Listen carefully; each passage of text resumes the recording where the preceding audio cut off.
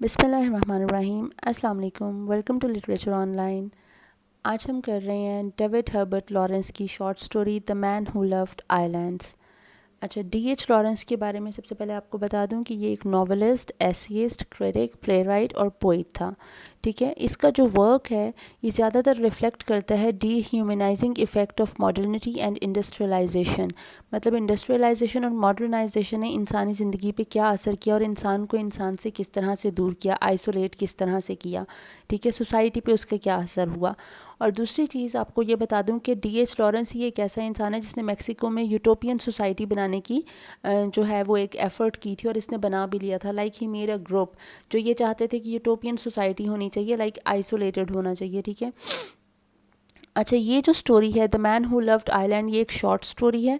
इसमें ये कहता है कि एक ऐसा आदमी जो आइलैंड से बहुत ज़्यादा प्यार करता होता है, ये शुरू से ही चाहता होता है कि इसको एक आइसोलेटेड जगह हो जहाँ पर he wanted to make a world of his own. आप इसको सिंपल वर्ड में समझ लें। लॉरेंस इस स्टोरी में प्रूव करता है कि too much of attachment with nature and detachment from social circle is harmful for man. कि इस इंसान को शौक़ तो बहुत था अलग से रहने का, अपनी एक अलग दुनिया बनाने की, एक यूटोपियन सोसाइटी बनाने का, लेकिन जब आप वो बना लेते हो तो ये चीज़ भी सही नहीं है। नेचर ठीक है, नेचर से मोहब्बत होनी चाहिए, लेकिन इंसानों से भी होनी चाहिए। ठीक है। He also added that islands are a part and phenomena of nature and man must live in a society as he is a social animal। कि island part and phenomena of nature तो हैं, लेकिन आप nature में रहने के लिए इंसानों को या सोसाइटी को छोड़ नहीं सकते, क्योंकि human is a social animal. ठीक है। इस जो शॉर्ट स्टोरी है इसका थीम है that natural objects exist for the utilization of man, the objects are not themselves human. कि ये जो नेचुरल ऑब्जेक्ट्स हैं, जो भी नेचर है, आइलैंड्स हैं, ट्रीज़ है, बर्ड्स हैं, ओशंस हैं, ये आपकी यूटिलाइजेशन के लिए बने हैं, आपके यूज़ के लिए बने हैं, आपकी आँखों की तस्कीन के लिए बनाए हैं अल्लाह ताला ने, ना कि इसलिए कि आप इन ऑब्जेक्ट्स को इंसानों से ज़्यादा अहमियत देने लग जाओ और इनको इंसान समझने लग जाओ। अब इसमें ये जो आदमी है जो आइलैंडर है, इसको ये आइलैंडर कहता है इस शॉर्ट स्टोरी में, वो चाहता है कि वो अपनी एक अलग दुनिया बना ले। तो उसके लिए वो क्या करता है, वो डिफरेंट आइलैंड्स को देखना शुरू करता है कि वो बाय कर ले। किसी अमीर आदमी की औलाद होना है तो इसलिए आइलैंड बाय करने का सोच रहा है। ठीक है। तो वो आइलैंड बाय करने का सोचता है and then he finally found an island जहाँ पे वो जाना चाहता है, वो उस आइलैंड को बाय कर लेता है। अब ये आइलैंड जो है ये मिडिल साइज्ड आइलैंड है और इस आइलैंड के इर्द गिर्द काफ़ी सारे आइलैंड्स जो हैं वो दिखाई दे सकते हैं। और इसके बारे में ये कहता है that every island like to keep each others company, कि ऐसा फील होता है इस आइलैंड पे कि हर आइलैंड एक दूसरे की कंपनी रखना चाहता है, लाइक पास पास बाकी आइलैंड्स हैं। इस आइलैंड की खूबी क्या है, क्यों उसने चुना, क्योंकि ये फुल ऑफ ग्रीनरी था, यहाँ पे बहुत ज़्यादा खूबसूरत फूल थे और ये जो आप समझ लें कि हर सीज़न बहार का सीज़न था इस आइलैंड में। ठीक है। ये हर सीज़न में खूबसूरत दिखता था, हर वक्त जो है वो हर सीज़न में परिंदे जो हैं वो अपनी मेलोडियस सॉन्ग्स गाते रहते थे। ठीक है। सुरों भरी जो वो चहचहाहट होती है परिंदों की।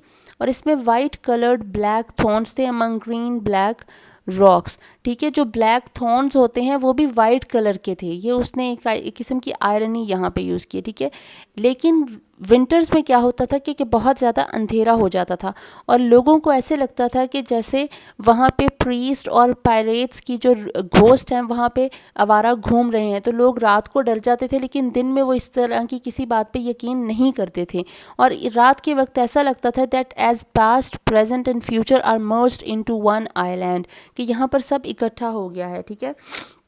अच्छा, इस आइलैंड में रहने के लिए आते हैं, एक बेलिफ आता है, एक मेसन आता है, एक बटलर, एक कुक, एक कारपेंटर अपनी वाइफ के साथ आता है और कुछ और फैमिलीज़ भी इसके साथ इस आइलैंड पे मूव हो जाती हैं।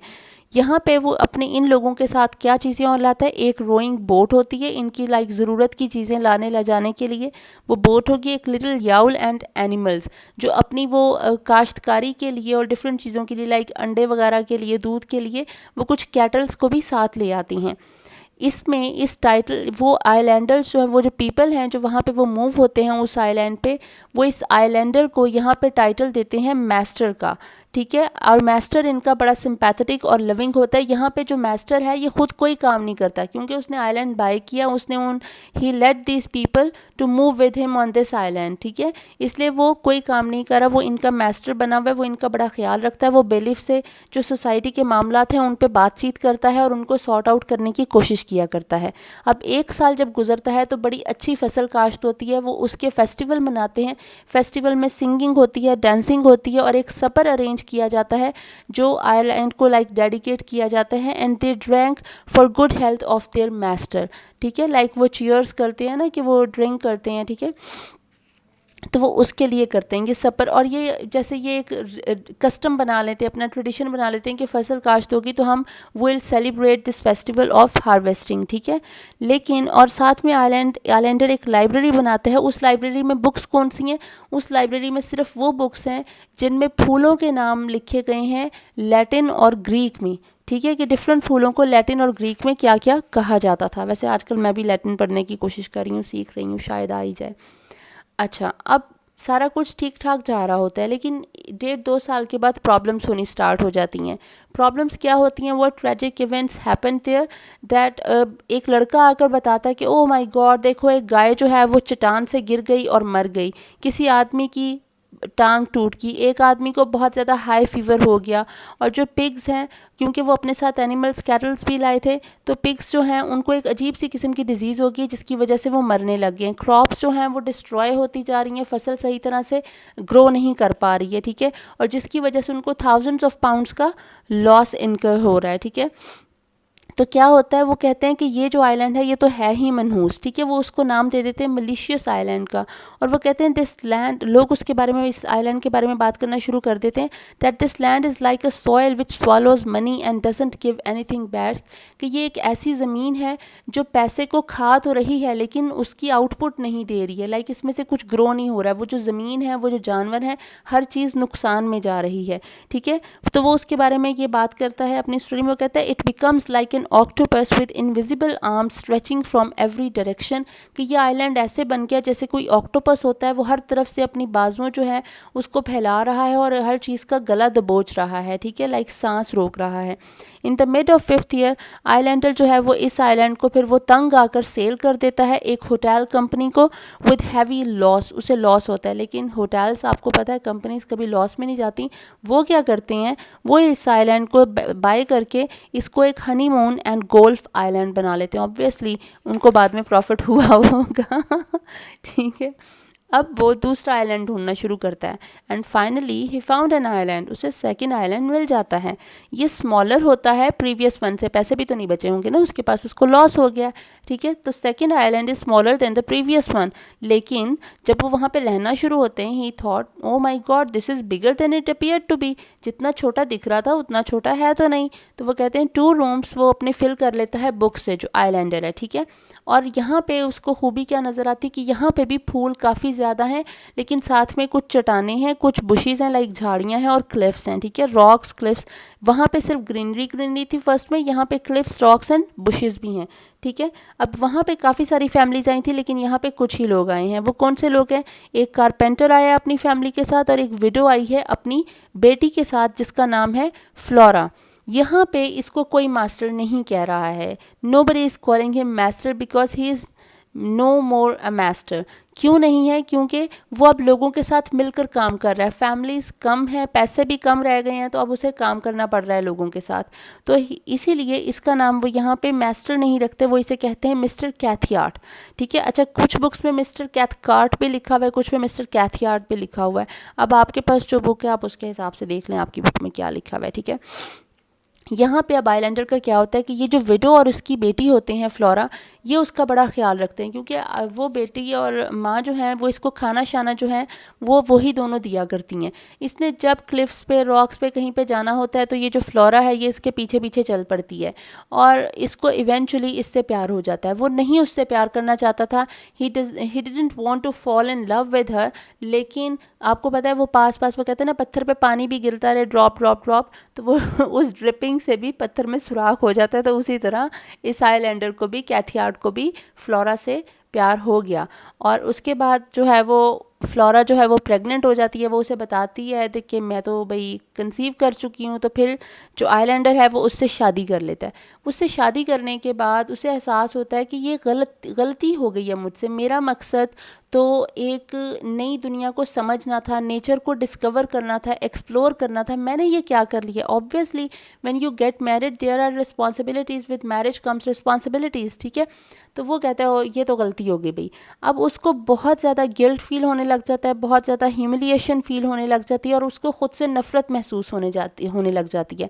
ही begin to think that this island as a spoiled island. वो कहता है ये आइलैंड जो है वो सही नहीं है, this is not good for me, ये एक स्पॉइल्ड आइलैंड है। फिर वो उसे फ्लोरा को कहता है कि मैं मज़ीद नहीं रह सकता। इनकी एक बेटी भी हो जाती है।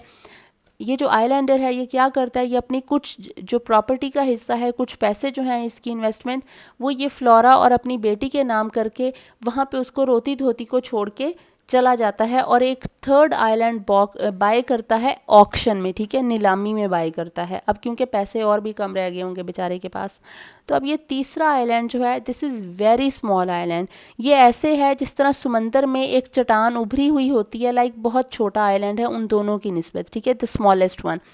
लेकिन ये भी जितना दिख रहा था उससे थोड़ा बड़ा ही लग रहा है।